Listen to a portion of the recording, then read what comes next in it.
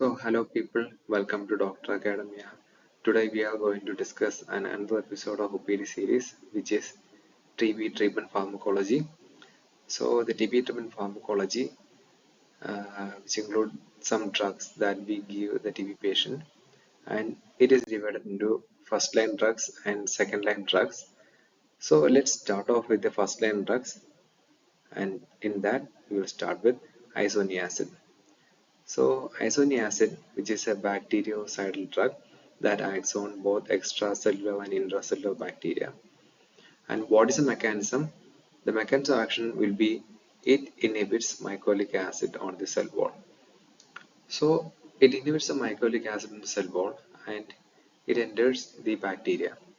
Inside the bacteria, there's an enzyme called catalase peroxidase, which is coded by the CatG gene, and this converts isoniazid to its active form. So here a point that you need to notice that if there is a mutation to the CatG gene, it can lead to resistance of the bacteria towards isoniazid.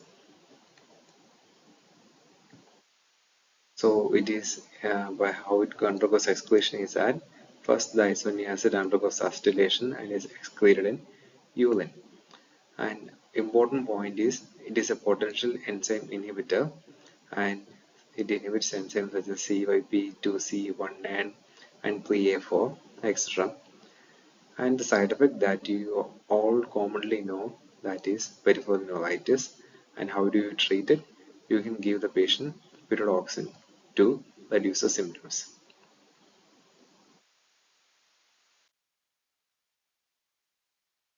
The second drug is rifampicin, which is also a bactericidal drug. And how does it act? It inhibits the RNA synthesis and thus inhibits its replication.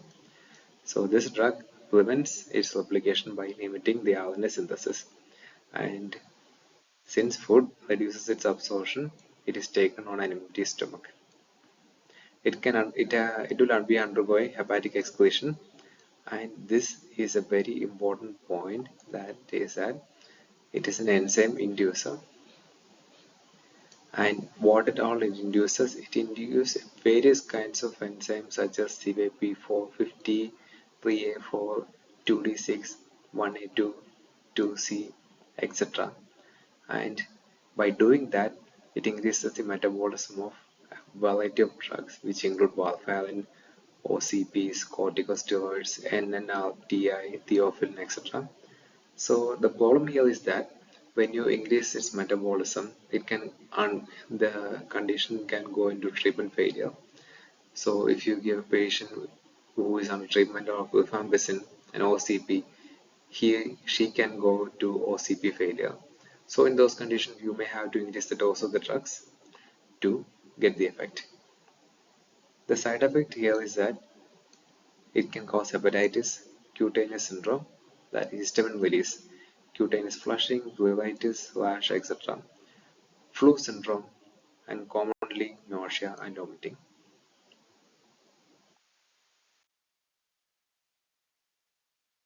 The third drug is pyrosinamide, which is also bactericidal, but here's that it can act more on intracellular than extracellular bacteria. And how does it act? It acted upon by the pyrosinamidase enzyme and converted to an active form known as pyrosinoic acid. And this again inhibits the mycolic acid synthesis. And this drug will be having a good CNS penetration. It undergoes hepatic metabolism and renal excretion. The side effects is important. It can cause hepatotoxicity and hyperuricemia. So here you have to remember, if they ask a question like which drug can cause hyperuricemia, then you can pyrosinamide. The fourth drug is ethambutol, and here it is only one bacteriostatic drug.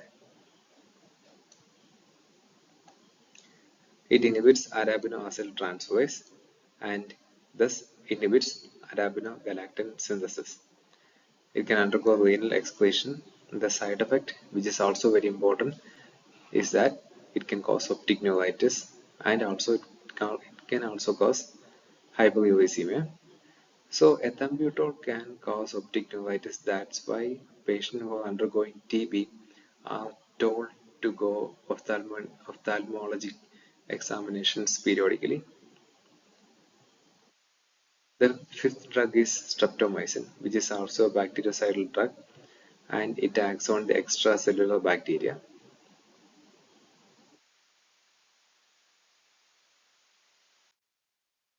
Now there are the second line of drugs which are given in a condition where there's drug resistant.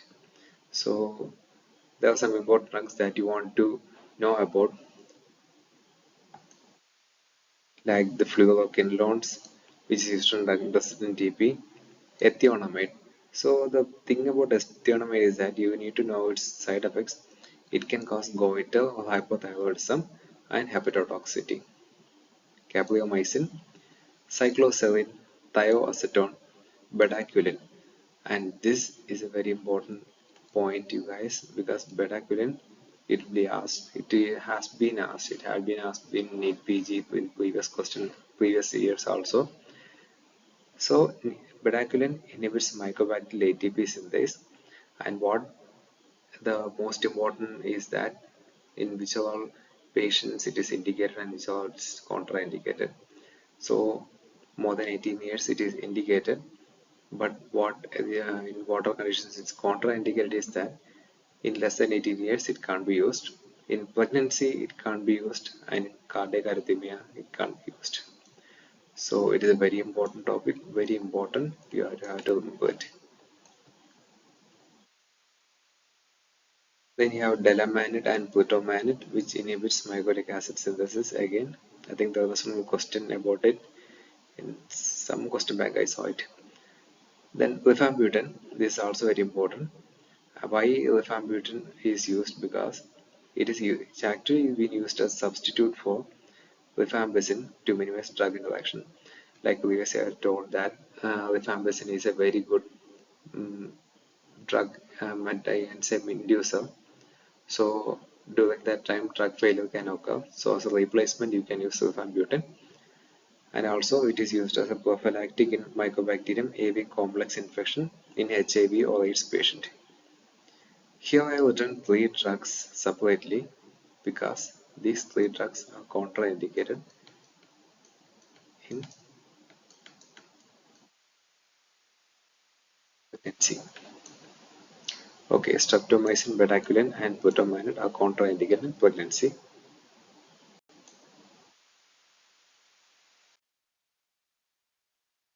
So, if a patient comes to you and you suspect them of having TB, and what will you do? You first ask the patient to get a sputum smear examination and get a chest X-ray done.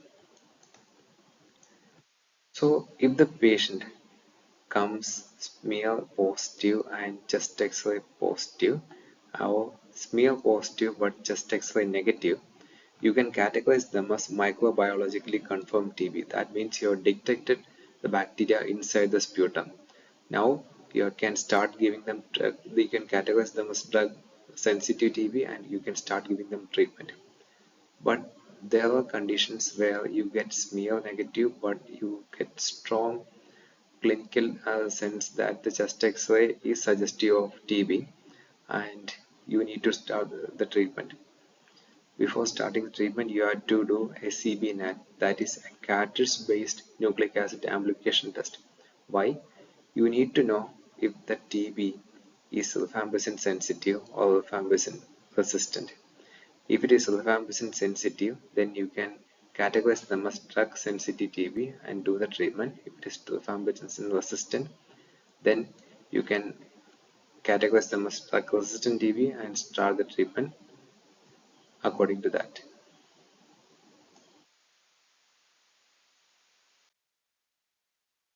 So if it is a drug sensitive TB, what did you do? Actually, we have a regimen for that, where we'll be giving daily dose regimen in a fixed dose. and it will be consisting of two phases, intensive phase and a continuation phase. Intensive phase for 2 months and continuation phase for 4 months, a total of 6 months. If it is an adult, you can give them 2 HRZT, isoniazid, rifampicin, pyrocinamide, ethambutol, and HRE. If it is children, then you can give them intensive phase HRZ and continuous phase HR. So in pediatric cases, you can't directly give them ethambutol without any ophthalmological examinations. You have to take into consideration the ophthalmological side effects the patient is going to get. So it is always given under great supervision and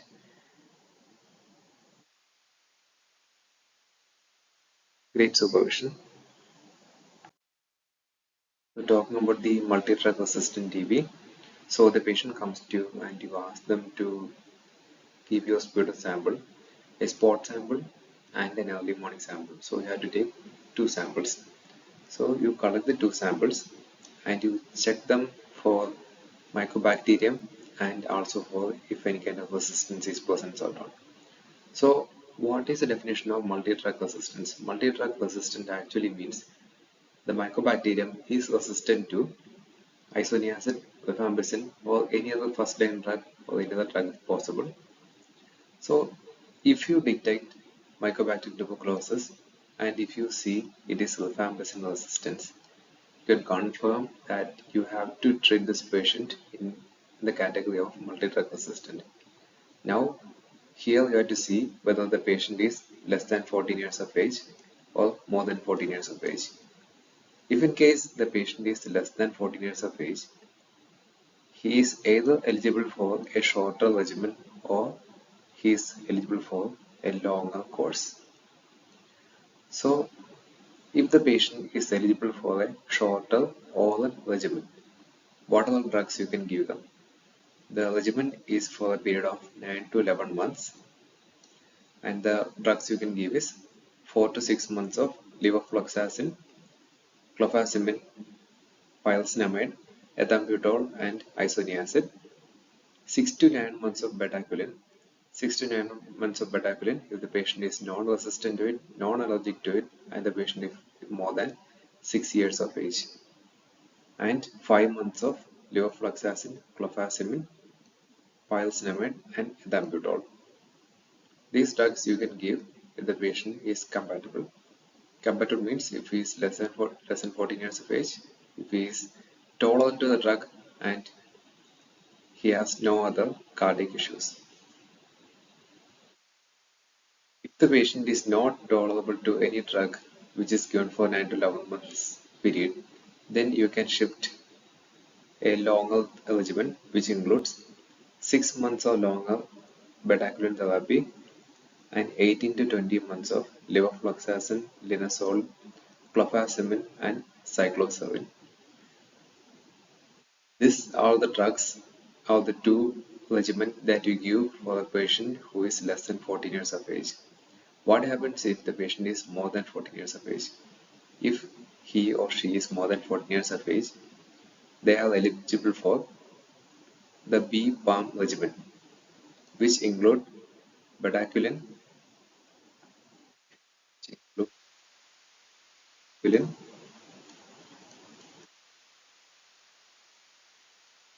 retomanid, linezolid,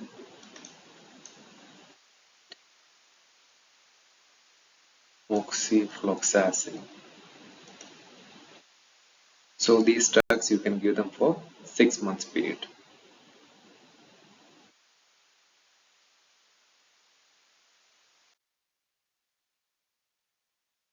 I have simplified it and written down here. So if the patient is less than 14 years period, you can give them shorter oral regimen or a longer regimen. The shorter oral regimen include intensive phase for 4 to 6 months, which include levofloxacin, clofazimine, bedaquiline if the child is 6 years of age and it should be given for a duration of 6 months. Ethambutol, isoniazid, pyrocinamide, and based on they have visual uh, side effects or not, you can give them ethionamide. And the continuation phase is for a period of 5 months where we can give levofloxacin, clofazimine, ethambutol, and pyrazinamide. If the patient is not eligible or not compatible with these drugs, you can give them a longer oral regimen which includes 16 to 18 months period of bedaquiline, levofloxacin, linezolid, clofazimine, and cycloserine. If in case the patient is more than 14 years of age, they are eligible for the 6 months BPAM regimen, which include bedaquiline, protomanid, linezolid, moxifloxacin. If in a situation where if the patient is more than 14 years of age and they are not tolerant to the drugs that is prescribed for 6 months time, then you can choose either the shorter oral regimen or the longer multi-drug resistant TB regimen. If the patient is not compatible with the BPAM regimen, you can either choose the shorter oral regimen or the longer regimen.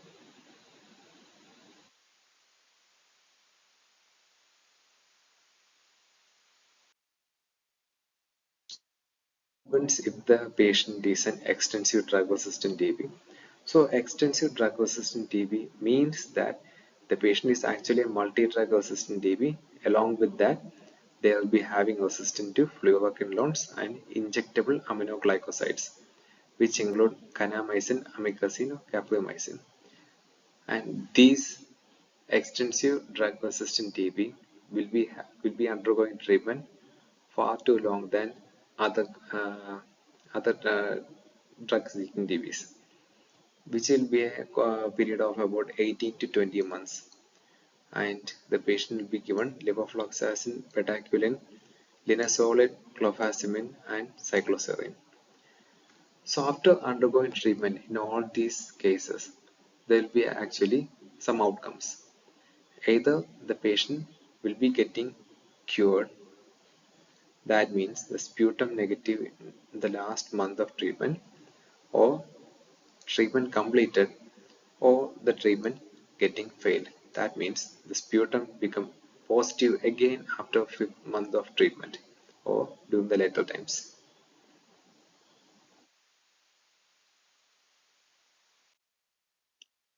So in all these patients who have undergone treatment, we have to do a follow-up. We need to know if the patient is taking the treatment or not. For that, the government of India has initiated the DOTS program. So the 99 DOTS program actually, which is a scale nationwide for advanced monitoring, which during the intensive phase, the patient will be taking the treatment under the supervision of the doctor or whoever the authority is. And for the continuation phase, they have to return the multi-blister pack weekly. So they are eating the tablet and they have to return the cover weekly to let us know if the patient is taking the treatment promptly or not. And not only that, we also have to do a clinical follow-up. That is, we need to know if the patient is cured or if he or she is still sputum positive or not. So for that, we will be collecting the sputum smear microscopy at 6, 12, 18 and 24 months and see if it is positive or negative. So in situations where a pregnant woman gets TB, we have to treat them with regimen they are tolerable to. If a pregnant woman gets TB, we have to see the whether the patient is tolerating pyrazinamide or not. So patient is pyrazinamide tolerable. What kind of regimen can you give them? If she is tolerable, then you can give the normal regimen that we give the TB patient, which include a 2 months course of intensive therapy, including isoniazid, rifampicin, pyrazinamide, and ethambutol, and a 4 months course regimen, which include isoniazid, rifampicin, and ethambutol, and the total regimen is about 6 months, the normal regimen that we all know. Now, If she is pyrosinamide resistant or not tolerating pyrosinamide, then it changes. We can give a intensive phase of 2 months, isoniazid, rifampicin, and ethambutol, and a continuation phase of 7 months of isoniazid and rifampicin. The total duration will now become 9 months. The regimen and the duration of regimen changes. Now, this is what you give a patient who is pregnant and also if she contracts TB, and if she become lactating, what you give them. If the patient is in the lactation period, you can give them the normal regimen 2 HRHT plus 4 HRE. Now we have treated the mother, now it's time to treat the child. So it's our responsibility to prevent that baby contracting TB. So what will you give them? If the baby contracts TB, then if the patient is in risk of the baby is in risk of contracting TB, then you have to give them syrup isoniazid for a period of 6 months. Then very important point.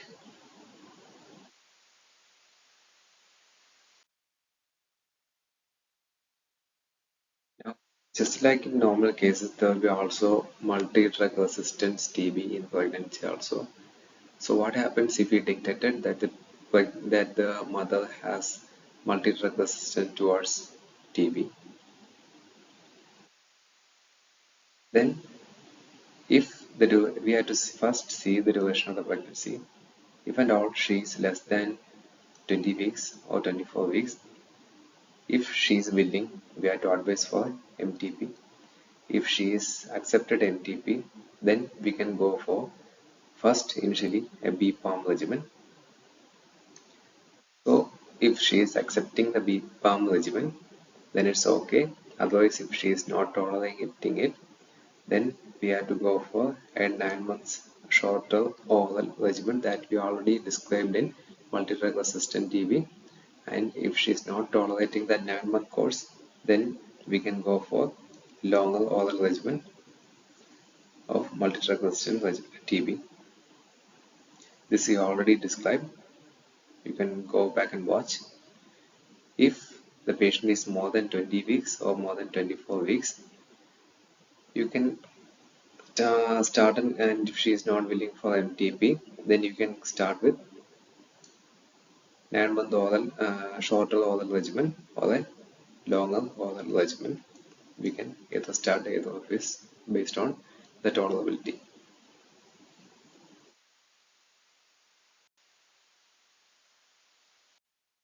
What will you do when a patient has TB and also HIV? That's a very difficult situation. TB will come as an opportunistic infection when a patient has HIV. So if the patient has TB and HIV, you have to give them ART, but before giving the retroviral therapy, you have to give them anti-TB treatment and for a duration of about 6 weeks. You have to give them anti-TB treatment. After giving anti-TB treatment and completing a course, you have to start them with antiretroviral therapy. Now, if the patient has a latent TB, what kind of prophylaxis then can you give them? If the patient has a latent TB, you have to give them a prophylaxis of containing rifampicin and isoniazid for a period of 3 months weekly. So this was very important. It was asked in PG 2024. It was a question.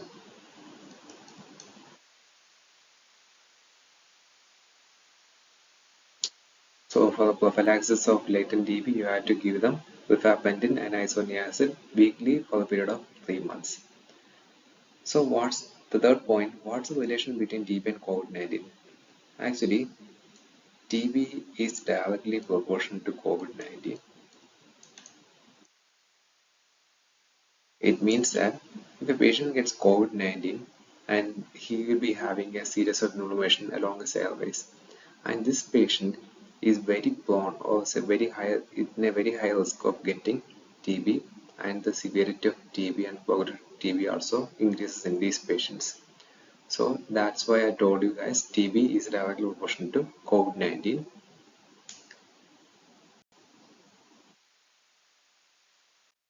So the adult TB vaccination initiative, this is a program actually started by the government where they are using BCG vaccines that we use as a child to adults who are actually who are still. So the people who has contracted TB, they'll be needing a very good diet to keep up their health, because once the person has got the TB, they'll be in a very very worse state of lethargy actually. So they'll be needing much more nutrition. This sentence I have taken from the Park textbook where they are telling with each unit drop in BMI, the risk of TB increases by 14%. So with their health deteriorating, they will be at a very high risk of getting TB also. Categories such as children, pregnant women, lactating women are in a have the state of higher requirement for nutrition. So they will be needing good food and better health. For that, the government has initiated the Nikshay Poshan Yojana and the Pradhan Mantri TB Mukt Bharat Abhiyan. These are actually initiated in supporting nutritional requirements for the patient or for the TB for the period of treatment they are getting.